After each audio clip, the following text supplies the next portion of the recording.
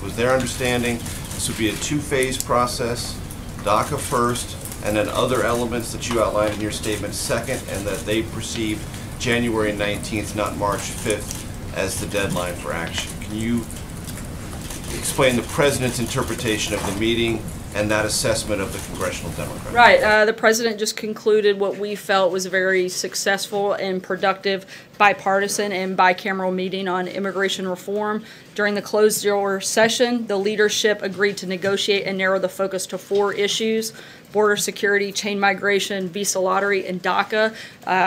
They all agreed that those 4 things would be part of the negotiation, and beyond that, then they could move into additional scope. But at this point, those are the 4 things on the table and the 4 things that we anticipate that they'll be negotiating. Those 4 things are phase 1 from the President's perspective.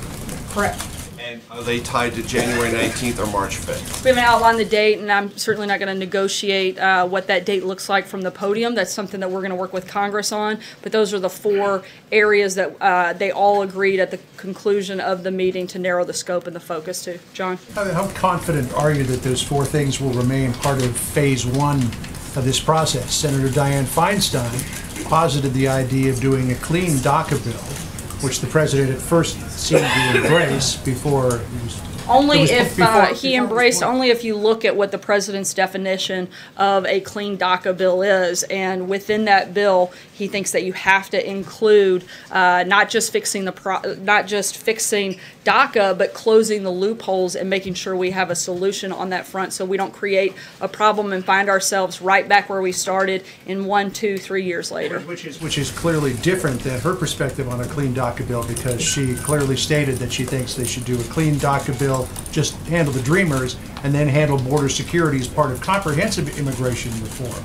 So is the President setting himself up here for a battle where the Democrats are going to say, no, let's just do DACA, and he's on the other side, and then there's no coming together? I think the President is setting himself up to achieve what everybody in that room agreed they wanted to see happen, and that is a deal on DACA, a deal on border security, talking about chain migration and visa lottery. That's where we are in this process. Those are the 4 principles. Matthew? Thanks. There are 2 quick questions, if I may. The Democrats said after the meeting that they support border security measures, and that their understanding is that the President uses the term wall and border security interchangeably. Is that true? We certainly believe that the wall is part of border security. That's one component of it.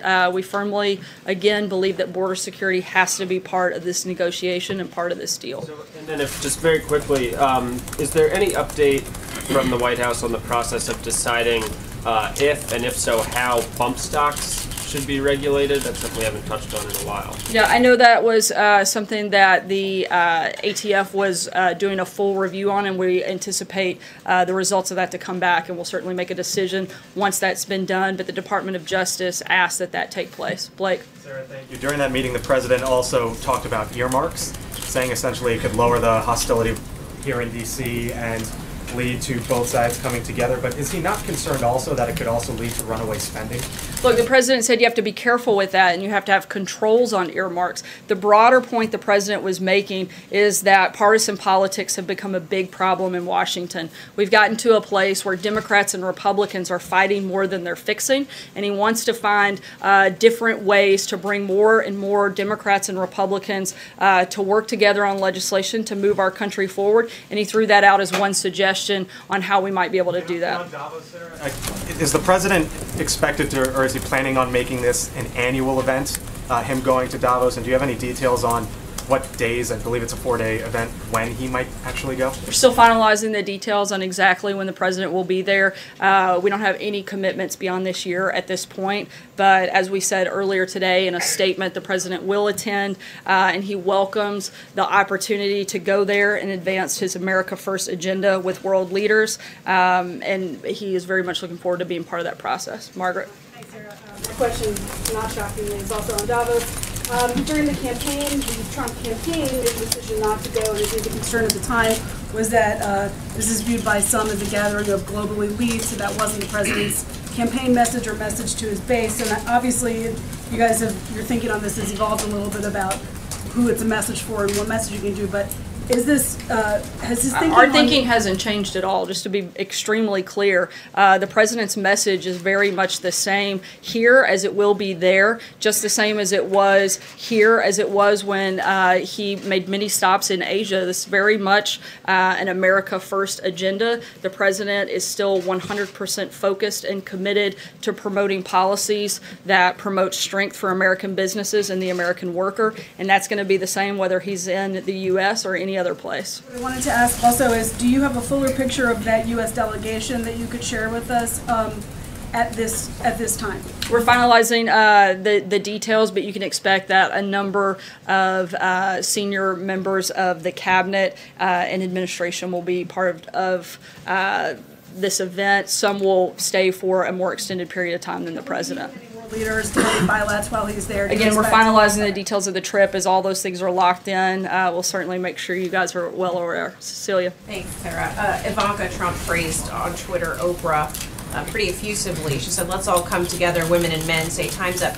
Is that the message from this White House, the support of this time's up movement?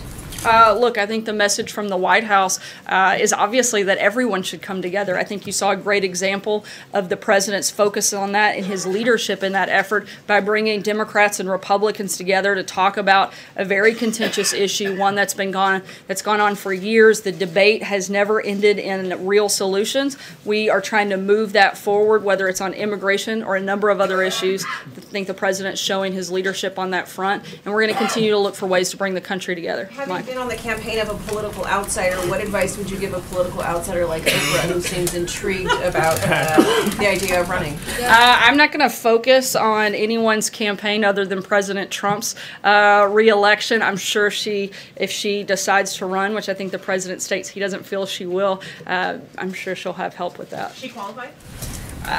Look, I disagree very much on her policies. Is she a successful individual? Absolutely. But in terms of where she stands on a number of positions, I would find a lot of problems with that. But that'd be something she would have to determine and lay out if she made a decision to run and what that campaign would look like. Michael.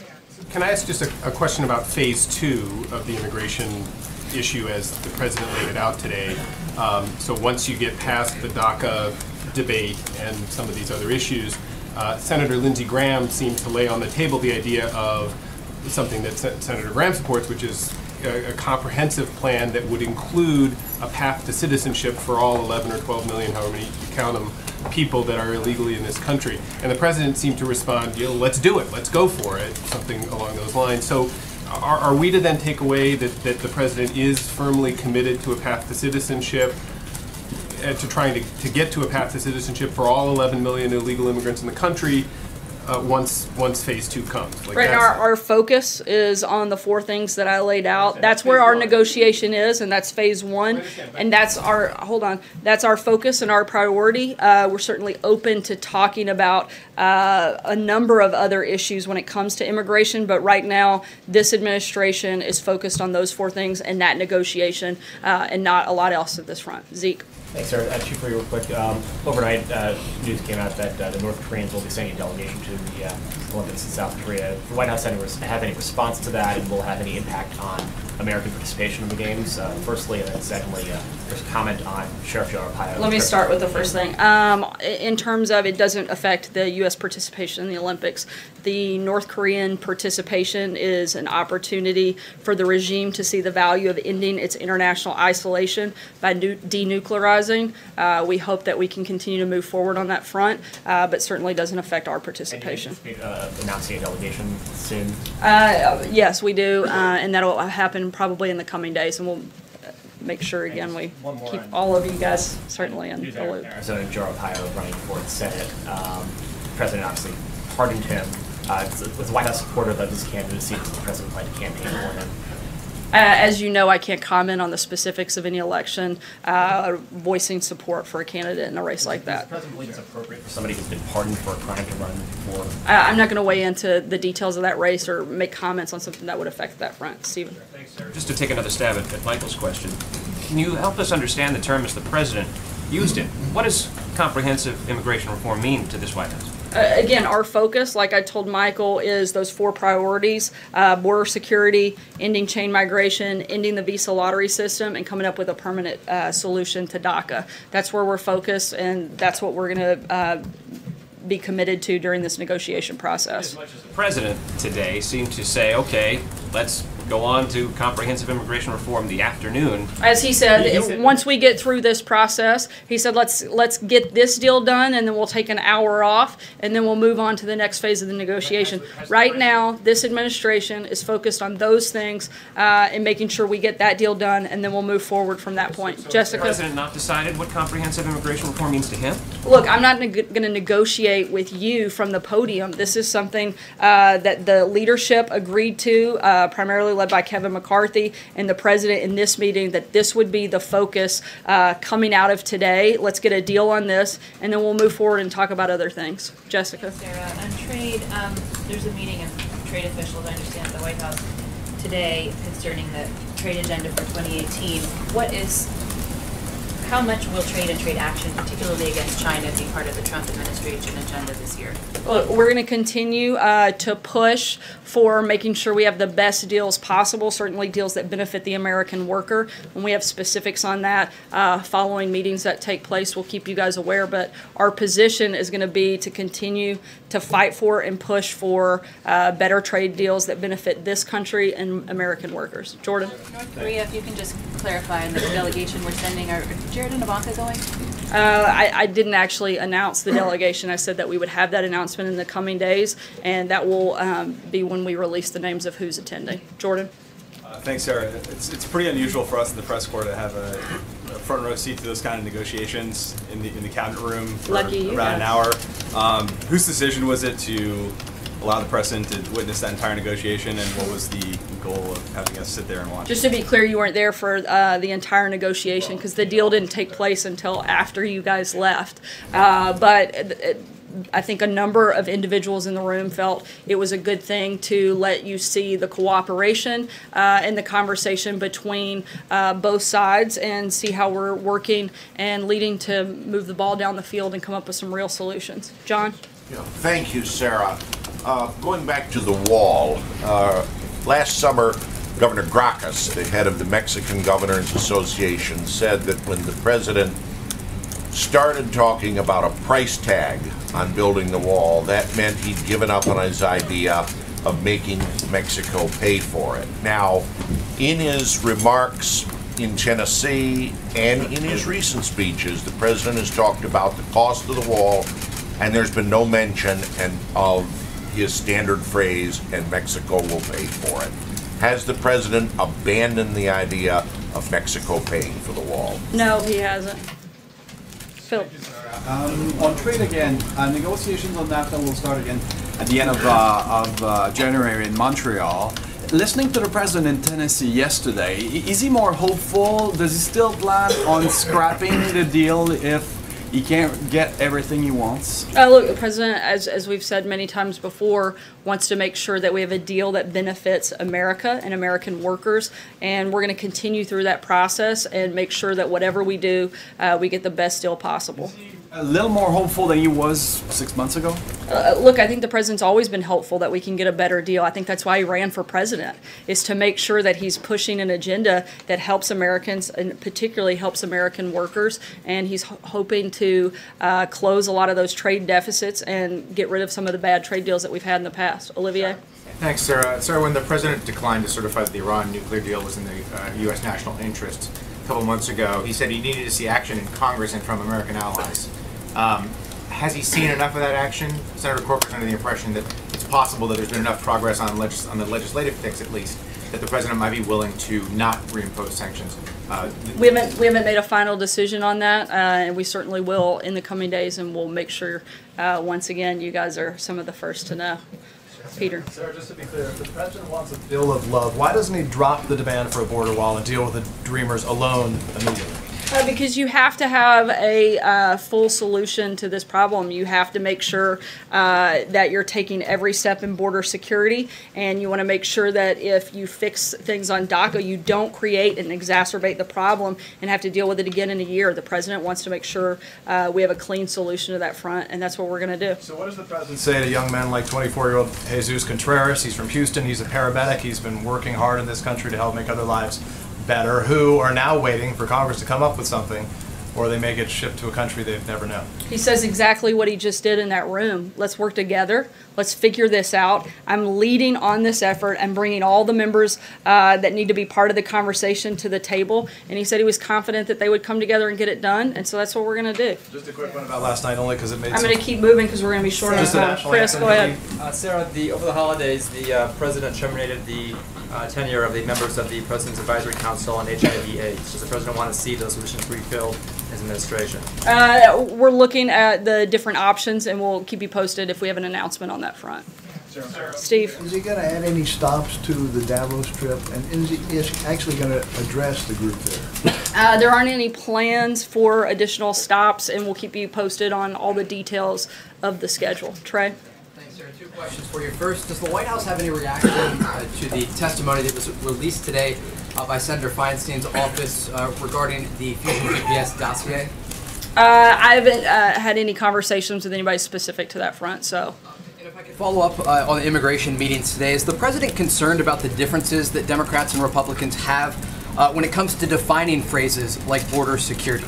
They have a lot of things that they agree on, and that's what we're going to focus on. But again, I'm not going to negotiate with you guys. Look, I've laid out what the principles and the priorities are and what all of the individuals in the meeting today agreed to narrow the scope to, and that's what we're going to continue to push for. Jake? Thank you, Sarah. First of all, on border security, we're hearing a lot about immigration.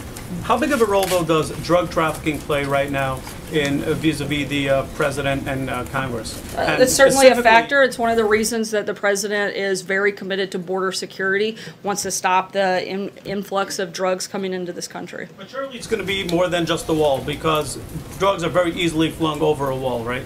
Correct. Border security is more than just the wall. And about the report that Mueller is expecting to be sitting down with the president in the coming weeks. What do you have to tell us about that? The same thing that we've said many times before, that the White House is not going to comment on communications with the special counsel out of respect for the special counsel and its process, but we're going to continue to be in full cooperation with them. Charlie? Thank you, Sarah. A lot of immigration critics believe that a DACA deal by its very nature is considered to be amnesty. Does the White House believe that that is amnesty? No, and we believe that this is an important part of the process, and again, one that we're committed to finding a solution for. Steve?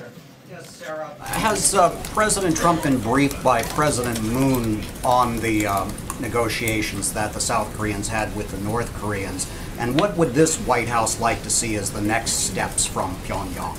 I mean, I think certainly the next steps would be denuclearization of the Korean Peninsula is our #1 priority, and certainly what we would like to see. We are in very close contacts with our South Korean allies about these conversations. The president spoke with Moon over the weekend. I don't believe they've spoken since then, but I know officials from our administration have been in touch with officials from the South Korean side. Jim? Just to be crystal clear on this, does the president want a wall in exchange for giving those dreamers protection? The president wants border security. Okay, and just to be clear. Okay, so what does border security entail? Does it include the wall at this stage, or could the wall wait until later? The wall is one of the pieces, as well as technology and a number of other things that have been laid out by the Department of Homeland Security. I believe that Secretary Nielsen spoke about that pretty extensively at the meeting today. That portion was covered by you all during that time frame. The wall has to be part of a deal in order for these dreamers to have protection. Border security does have to be part of this process. I mean, there's a difference. Why we right? want to secure our border? I absolutely do, because the safety and security of the people of this country are the president's #1 responsibility and his #1 priority when it comes to anything that he does. So absolutely. But you understand how Andrew? the wall could be different than border security, Sarah. Border security can No, mean actually, I drones. don't, It can Jim. mean agents, it could mean more fencing. It doesn't necessarily mean a physical And that's part of the wall negotiation that we expect Congress to have. But you And understand Democrats are saying that they may not be in favor of this kind of deal, that they're not if going to exchange Democrats a wall aren't in for favor of dreamers. protecting American citizens, then I think we've hit a sad day in American history, but I don't believe that to be the case, because as we heard many of them say as they sat around that table when several of you were in the room, they are committed to border security. They do want it, and most of them have voted for it previously before this legislation hit the floor. So anything different is just... To a wall. If they say thanks but no thanks for a wall. Jim, I'm not negotiating with you. I'm going to let Congress take care of that. Andrew?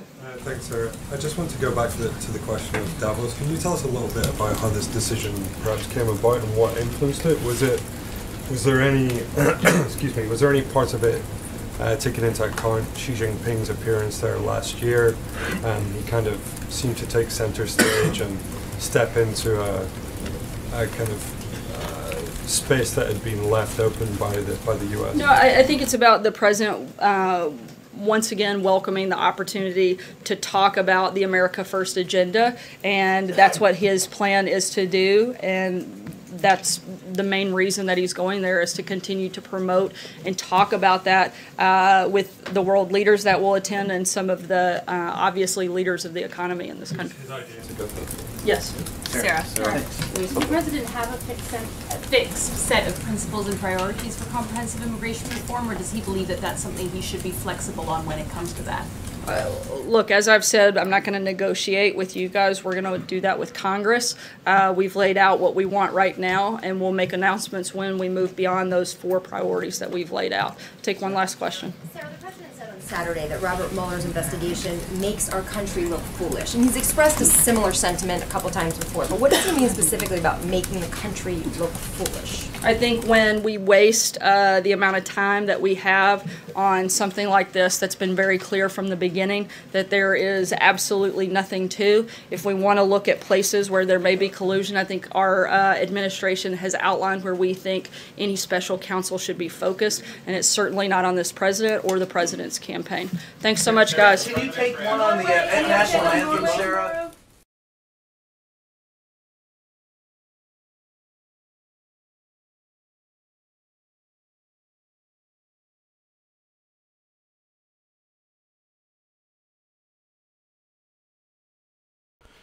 All right, folks, thank you very much for joining us and choosing us as your stream of choice. Sarah Sanders did an awesome job making sure that she answers everything correctly, and that way, you know, it won't start like this firestorm with the mainstream media. So she does a very good job every single day, making sure that she speaks on behalf of the president, on behalf of the American people, and goes on from there.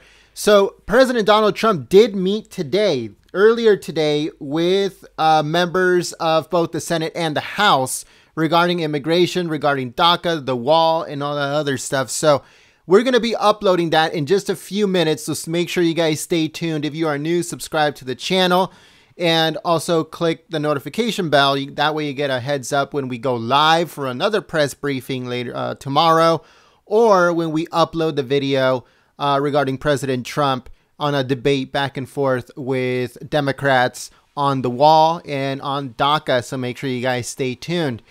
Also, make sure you guys check out our website, goldenstatetimes.com. We have information on Joe Arpaio. He is hoping to run for the Senate in Arizona to take Jeff Flake's position, his seat that's going to be vacant soon. So Joe Arpaio is definitely running for the Senate for this year. So make sure that you guys go and check out our website, goldenstatetimes.com, for more information on that and other headlines that are coming out today. So stay tuned for that. We're going to be uploading a whole bunch of news videos, and everything is going to be up to date for you guys. So make sure you guys stay tuned here on the channel and on our website. Also, sign up to our newsletter, packed full of news, articles, videos, the president's schedule, all that stuff, all in one newsletter. So make sure you guys sign up by using the link in the description below. Thank you very much, everyone. I hope to see you guys here next time. My name is Jen. I'm from Golden State Times, and I'll see you soon. Peace.